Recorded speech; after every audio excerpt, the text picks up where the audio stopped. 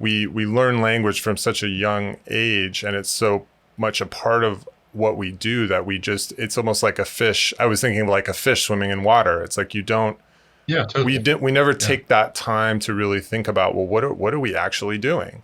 Because we're so focused on the meaning of what we say, but and it's instantly translated, but we don't think about like those little individual noises that we're making that somehow translate Absolutely into. not. So I think that's what what you're getting at there. Yeah. Well, the really interesting thing about that to me is that even the professionals don't really think about that, because humans have been thinking about, well, some humans have been thinking about language as far back as we have records, in ancient Greece, obviously, but, in India, it goes back. People who studied grammar go back thousands of years. And it's all been about, well, how does this thing work? What are the rules that make language work? And so moving into the modern age, you have Chomsky, who really took that to the nth degree and started applying computational techniques so that you've got these really complicated trees of, recursive subclauses and all that stuff. And it gets very complex. But that's not the actual base of language. That's the kind of the superstructure, if you like.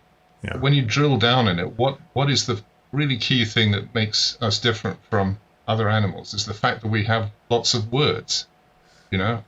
Words come before grammar. That seems to be the thing that people somehow miss. Words are taken for granted. And, if you speak another language, I don't know, but if you've ever tried to learn one, obviously you start with individual words. And only later on do you start to put the grammar together because you don't have enough words to do it to begin with.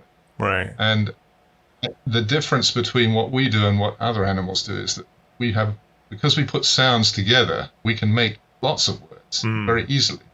Whereas most animals just make one noise like woof or moo or whatever they do, and they haven't got much choice here. So it's not surprising they don't use grammar.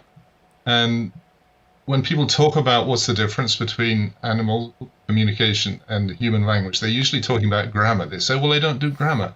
But of course they don't do grammar. They haven't got words. It's a much more basic thing than that.